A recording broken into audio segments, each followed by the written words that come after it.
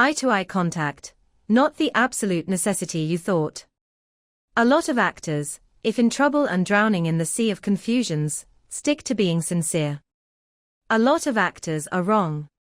Being sincere and staring into the eyes of a fellow actor is not always the solution. For a start, it does not really imitate nature, because you very rarely do this when facing another. Your eyes dart all over the place. Second, the angle at which an audience watches you, either up on the stage or through the changing angles of a camera, means that eye-to-eye contact cannot always be the best way to communicate with the audience. Eye-to-eye contact can, in fact, be the enemy of realism in acting. To lose yourself in another's eyes is a good way to avoid what else you could be doing with your acting. Just to be sincere is to show your fellow actor, and your audience, only the surface of what you mean, and therefore you can be missing out on the subtext. Although it might feel right and truthful to stand side on to the audience and look another character straight in the eyes, all the audience sees are two profiles. The audience cannot tell what each character is really thinking.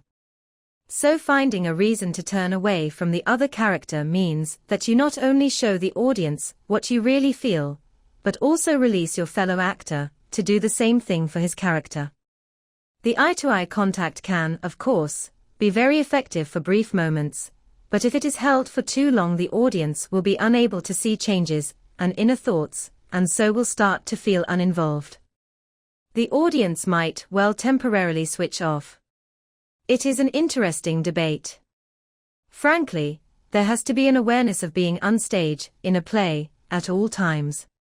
Part of your brain knows that it's make-believe and is ready for all eventualities, such as a prop not being set, or somebody else losing his lines, drying. On screen, the tyranny of eye-to-eye contact defeats even the most determined director, as some actors cling to the mistaken belief that if only they can look into their fellow actors' eyes, they will be seen to be truthful and real. The rush of a shoot can be so pressured that these unfortunate actors take refuge in a device that not only makes them less effective, but also dubs them uncooperative and difficult. To be able to cheat your eyes round to the camera, and to do it in a way that appears truthful and motivated, is one of the marks of a really useful and successful screen actor. Actually, we have been a little unkind here, as eye-to-eye contact can be maintained if you want it.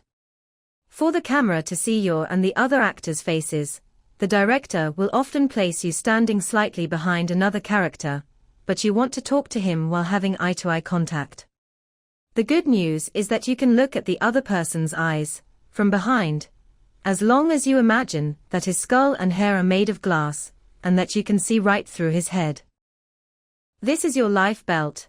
The director is happy, because this now allows the camera to see both sets of eyes, and you are happy to keep that wished-for contact. The cheat is simply one of having a head made of glass.